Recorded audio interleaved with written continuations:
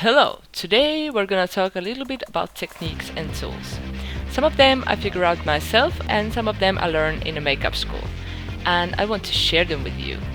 So if you're interested in learning how to create awesome gore effects with body paint, just keep on watching and let me know if you'd like to see more of these kind of videos. First, I'm marking out where I want the cuts with the dark red lip pencil. And then I go around all the cuts with a light tan body paint and I'm blending it out a little bit with my finger. This is to create the illusion that skin around the cuts is raised and the cuts are deep.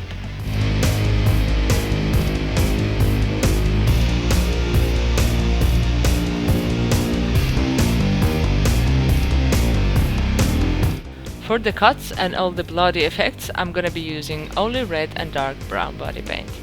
I like to use a spray bottle to wet my paint, but you can use whatever you want. I'm starting with more red, less brown on my brush and filling in all the cuts. And I'm blending it with my fingers a little bit as well.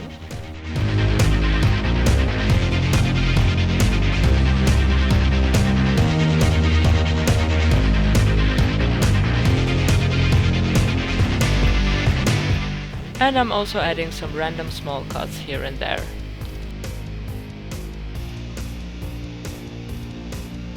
Then I'm deepening the cuts with more brown on my brush.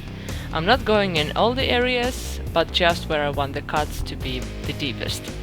And I'm doing it very light-handed. One of pet peeves of mine is when the ears are not painted at all.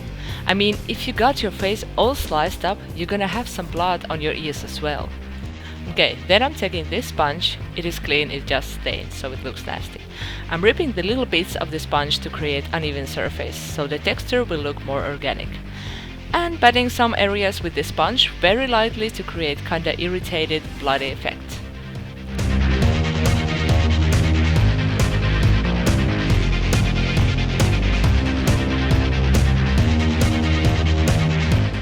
And then I decided to add some bruising under my eye with this eyeshadow. Is this maroon or whatever? And then I'm adding a little bit of yellow in the middle as well.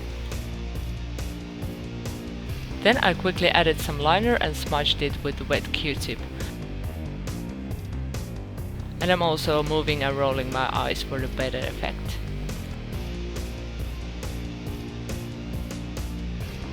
And now I'm going around the cuts with more highlight and I'm adding pretty harsh highlights because they will be toned down by all the texture to come.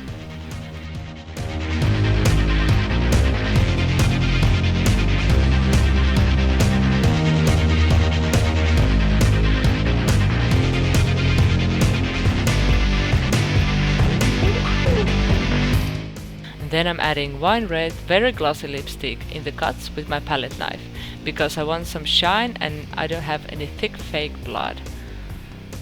Yeah, that's a little bit too close. Yeah, that's better.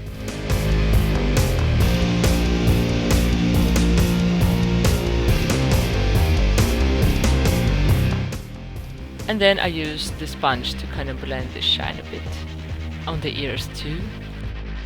And my favorite part is blood splatter.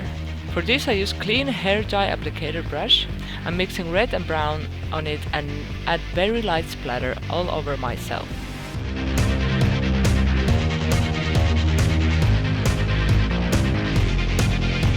And you can use the same brush to add some road brush as well, so I'm doing that. And I keep my brush almost dry for this. These eyebrow brushes are perfect for the smaller, more concentrated splatter. And I'm keeping the brush very close to my face, as you can see. And then I decided to stick my thumb into my nose and add some splatter and darker red as well.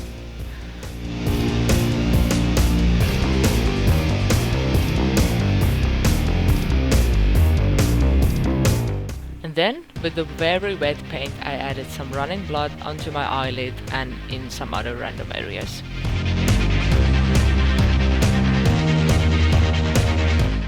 I decided to go with Mohawk, because why not?